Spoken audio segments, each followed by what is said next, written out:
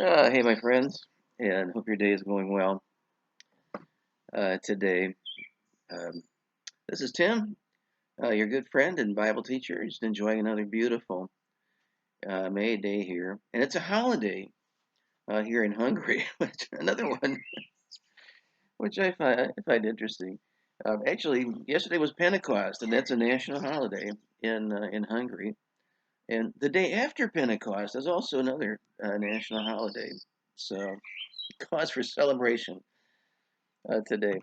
Well, our reading for today was in 1 Chronicles 27 to 29 as we wrapped up our reading through the book of 1 Chronicles. You know, the army has a traditional ceremony that applies to a situation where a new commander takes charge of a unit. And when that happens, there's always a change of command ceremony where the entire unit stands at attention and battle flags are brought out.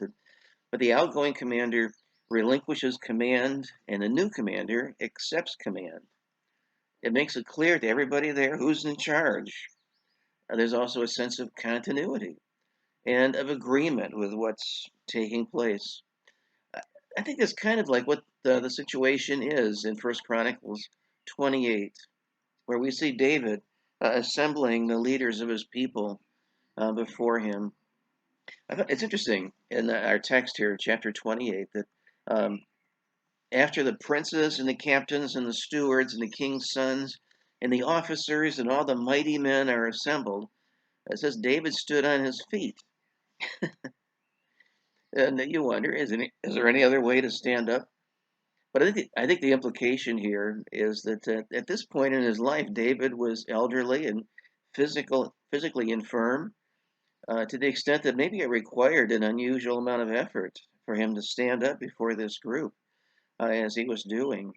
And people could see that, and maybe they could see, well, it is time for a change. As much as they loved David and the 40 years that God had given him as a king. Before he introduced his son Solomon as the new king, he gave some context concerning his desire to build the temple to worship the Lord. And he also described how God had chosen him to be the king. He was the unlikely candidate, so much so that even his own dad didn't invite him to the meeting with Samuel.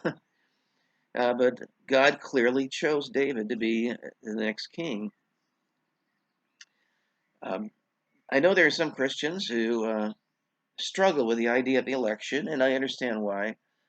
But David freely acknowledged that God's sovereign grace was an important part of his life, and God chose him for uh, the role of being the next king. And he emphasized that in the same way that God now had chosen Solomon to be the next king. And this was important because there was a faction in Israel who had already supported another son of David, Solomon's older brother, Adonijah, to be the new king. It's important to make it clear God has chosen Solomon for this. And even then, uh, he goes on to address Solomon. He'd spent some time in private to encourage and instruct um, his son, but he turns to him publicly and gives him some advice about what his kingdom should accomplish and how important it was to be faithful to God.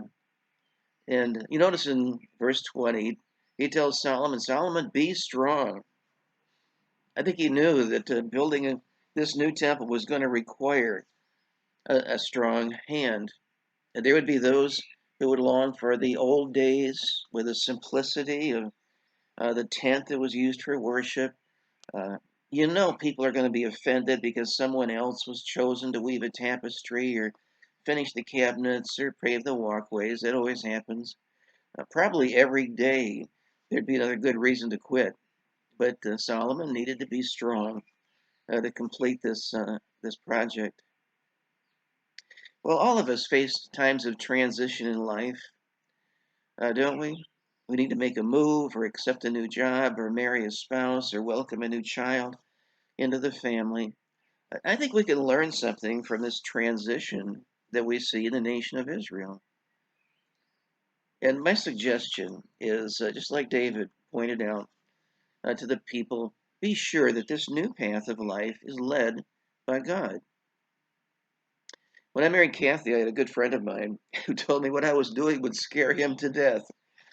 After all, we'd only known each other for 19 weeks at the time, but truthfully, neither of us had any fear or second thoughts about uh, what we were doing because we knew that God was the one who was clearly leading us into this next chapter of our lives.